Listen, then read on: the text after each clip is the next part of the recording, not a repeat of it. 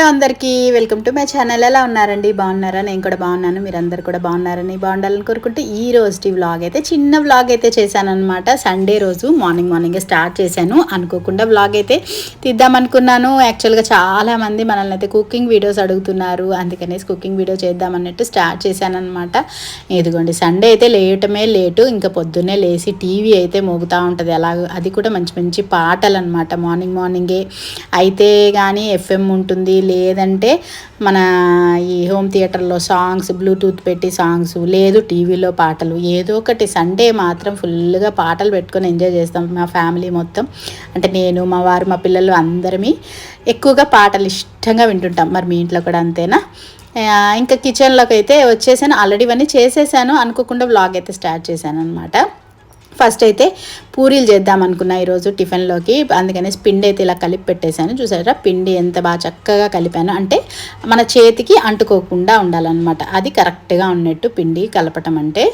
ఇంకా తర్వాత వచ్చేసి పూరీలోకి అయితే మంచిగా చికెన్ కర్రీ అయితే చేద్దాం అనుకున్నాను. అందులోకి మా రిషిగాడు వచ్చాడు. అంటే రిషి అంటే చిన్నది, మా చిన్న పాప. ఇప్పుడు కొత్తగా సబ్స్క్రైబర్స్ అయితే చాలామంది మనకు పెరుగుతూ ఉన్నారు కాబట్టి వాళ్ళకి తెలియదు కాబట్టి చెప్తున్నా. మా చిన్న పాప వచ్చింది, విజయవాడలో చదువుతుంటుంది. తను ఏదో 2 రోజులు సెలవులు వచ్చాయని చెప్పనేసి వచ్చిందనమాట. ఇంకా పిల్లలు వస్తే స్పెషల్స్ అయితే ఖచ్చితంగా చేస్తాం కదా. పూరి చికెన్ కర్రీ బ్రేక్ఫాస్ట్కి చేద్దాం అనుకుంటున్నాను.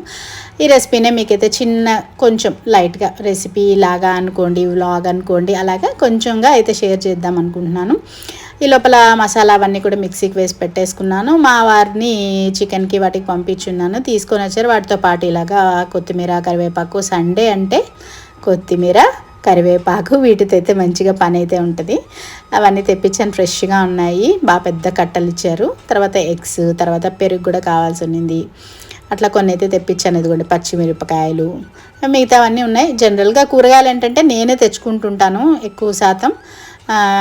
అన్ని కింద మాకు దొరుకుతాయి అన్నమాట, అపార్ట్మెంట్ కిందే అన్నీ తెచ్చుకుంటుంటా. బట్ అయితే సండే టైము ఏమన్నా లేవంటే అవి చెప్తుంటాను మా వారిని తీసుకురమ్మని.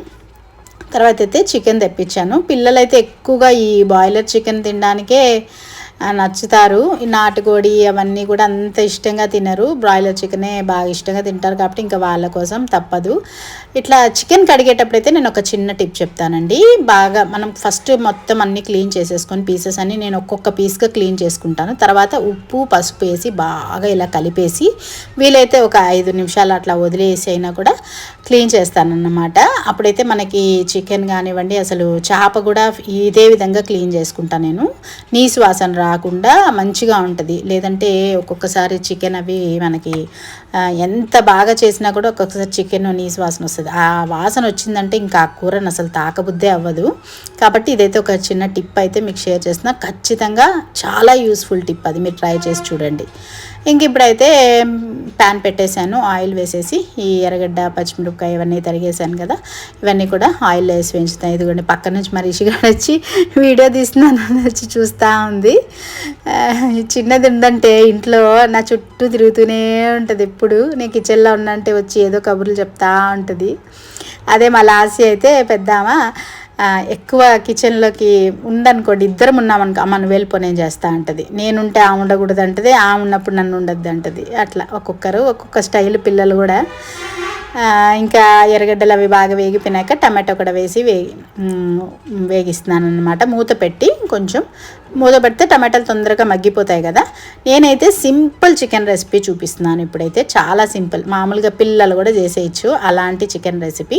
జస్ట్ కొంచెం గ్రేవీగా చేసుకునే చికెన్ రెసిపీ అనమాట. నేను దగ్గర ఒక 1/2 kg పైన చికెన్ కర్రీ లాగా చేయబోతున్నాను. దానికి ఒక 2 ఆనియన్స్ తీసుకున్నాను మీడియం సైజ్వి, ఒక 4-5 పచ్చిమిరపకాయలు తీసుకున్నాను, ఒక 2 మీడియం సైజ్ టమాటో తీసుకున్నాను. తర్వాత అల్లం తెల్లగడ్డ పేస్ట్ కూడా వేసి ఇప్పుడు పచ్చివాసన పోయేంత వరకు వేయించేస్తున్నాను. ఇవన్నీ వేగిన తర్వాత మనము చికెన్ ఇవన్నీ ఒక్కొక్కటిగా యాడ్ చేసుకుంటాం అన్నమాట. ఇప్పుడు చికెన్ని యాడ్ చేశాను. మామూలుగా అయితే చికెన్ని నేను కొంచెం ఉప్పు, పసుపు, ఆయిల్ వేసి కొంచెం సేపు మగ్గిచ్చి తర్వాత కూరలో కూడా యాడ్ చేస్తూ ఉంటానన్నమాట. ఒక్కొక్కసారి ఒక్కోలా చేస్తూ ఉంటాం కదా. మనకి ఆ మూడు, మన టైము, మనకి తొందరగా అయిపోవాలనుకున్నప్పుడు ఒకలాగా, ఆ టైం ఉంది కొంచెం స్పెషల్గా చేయాలనుకున్నప్పుడు ఒకలాగా, అలా రకరకాలుగా అయితే చేస్తూ ఉంటాం కదా. కాకపోయినా కూడా చికెన్లో అయితే ఎన్ని రకాలుగా చేయొచ్చునండి కదా. ఏమంటారు మీరు? కామెంట్ చేయండి. తర్వాత ఇప్పుడు కొంచెం ఉప్పు కూడా వేసాను అనమాట. ఉప్పు వేసి మూత పెట్టి మగ్గిస్తున్నాను. ఈ లోపల ఇంకా కొంచెం ఖాళీగా ఉంది కాబట్టి ఒక పొయ్యి మీద అయితే ఆయిల్ పెట్టేశాను పూరీల కోసం. ఒక పక్క పూరీలు కూడా చేసేద్దాం అన్నట్టు. పూరీలకి పిండి అయితే ఇట్లా బాగా మంచిగా కలిపేశాను. ఇప్పుడు చిన్న చిన్న ముద్దలు చేసుకోవడానికని. ఇవి ఒక్కొక్కరు ఒక్కొక్క స్టైల్లో చేస్తుంటారు కదా, ఇట్లా చాక్తో కట్ చేసి సేమ్ ఈక్వల్గా వచ్చేలా చేస్తుంటారు ఈ పూరీ పిండి ముద్దలు అనమాట. నేనైతే ఇలా చేస్తుంటాను. మనకి పిండి అయితే చేతికి అంటకూడదండి. అంటే పిండి అంటే ముద్ద కలిపిన తర్వాత అది కరెక్ట్గా మనకి కన్సిస్టెన్సీ వస్తుంది. పూరీలకు కానివ్వండి, పుల్కాలకు కానివ్వండి, వేటికైనా కూడా అలాగైతేనే బాగుంటుంది. చేతికి అతుక్కోకూడదు, అలాగని మరీ డ్రైగా ఉండకూడదు. కరెక్ట్గా ఉంటే మనకి ప్రతి పూరి పొంగుతుంది అండ్ పుల్కాలు కూడా బాగా వస్తాయి. నేనైతే పూరీలకి కంప్లీట్గా గోధుమ పిండినే వాడతాను, మైదా పిండి అస్సలు వాడను. ఇదిగోండి ఇలా అన్నమాట. మరీ పల్చగా కూడా వస్తాను నేను పూరీలు, అలాగని మందంగా కూడా వస్తాను, మీడియం సైజుగా వత్తుతాను. అప్పుడైతే మనకి పూరీలు బాగా పొంగుతాయి అన్నమాట. నేను చేసే ప్రతి పూరి పొంగుతుంది. అది కూడా నేను చూపిస్తాను, దానికి ఒక చిన్న చిట్కా కూడా ఉంది, అది కూడా చెప్తాను. ఇంక ఈ లోపల చికెన్ అయితే మనకి కొంచెం ఆయిల్లో మగ్గిపోయింది. తర్వాత ఈ మసాలా వేసేస్తున్నాను. ఈ మసాలా నేను ఏం వేసానంటే కొంచెం ఎర్రగడ్డ, తర్వాత కొంచెం ఒక 4 జీడిపప్పు, చిన్నది కొబ్బరి ముక్క, పచ్చి కొబ్బరి ముక్క చిన్నదేలేండి, తర్వాత జస్ట్ పచ్చిమిరపకాయలు ఒక 2 వేసి మిక్సీకి పట్టేశాను అనమాట. అంతే, ఇంకా వేరే ఏం వేయట్లేదు. తర్వాత ఇవి పచ్చివాసన పోయిన తర్వాత ఈ మసాలా అంతా కూడా నెక్స్ట్ కారం కూడా వేసేసాను. కొంచెం స్పైసీగానే చేస్తాం మేము కూరలన్నీ కూడా. తర్వాత కొంచెం ధనియాల పొడి, గరం మసాలా పొడి అవి కూడా యాడ్ చేసేసాను. తర్వాత ఇప్పుడు కొంచెం హాట్ వాటర్ వేస్తున్నాను. అంటే మనకు కొంచెం గ్రేవీగా రావాలి కదా, పూరీలోకి మనం నంచుకోవడానికి కొంచెం గ్రేవీగా ఉండాలి. అదే మనకి దోశల్లో కనుకోండి మంచిగా పల్చగా ఉండాలి. చికెన్ పులుసుగా ఉంటే బాగుంటుంది, ఎక్కువ పులుసు అద్దుకొని తింటే బాగుంటుంది. పూరీలోకి అయితే మనకి గ్రేవీగా ఉంటే బాగుంటుంది, కొంచెం చిక్కగానే ఉండాలి గ్రేవీ కూడా.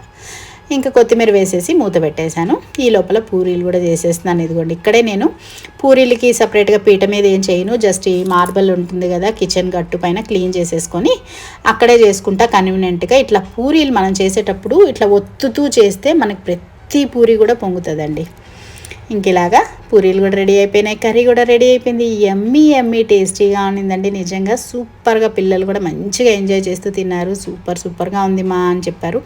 అసలు చేసేటప్పుడే వాసన గుమాయించేసింది. చాలా సింపుల్గా ఉంది. మీరు కూడా ట్రై చేయండి. ఒకసారి ట్రై చేసి ఎలా ఉందని కూడా కామెంట్స్లో చెప్పండి. ఇలాంటి కుకింగ్ వీడియోస్ బోల్డ్ అంతమంది చాలామంది అడుగుతున్నారు, అడిగిన వాళ్ళ కోసమనే చేశాను. ఇంకా కూడా వీలైనంత వరకు కూడా కుకింగ్ వీడియోస్ కూడా చేయడానికి అయితే ప్రయత్నిస్తాను. ఇప్పుడైతే మీకు టేస్ట్ చేసి చెప్తున్నాను. ఎంత బాగుందంటే పూరీలు బాగున్నాయి, కూర బాగుంది, యమ్మీగా ఉంది. అదనమాట. మళ్ళీ ఒక మంచి వీడియోతో మళ్ళీ మేము ముందుకు వస్తాను. అంతవరకు బాయ్ అండి.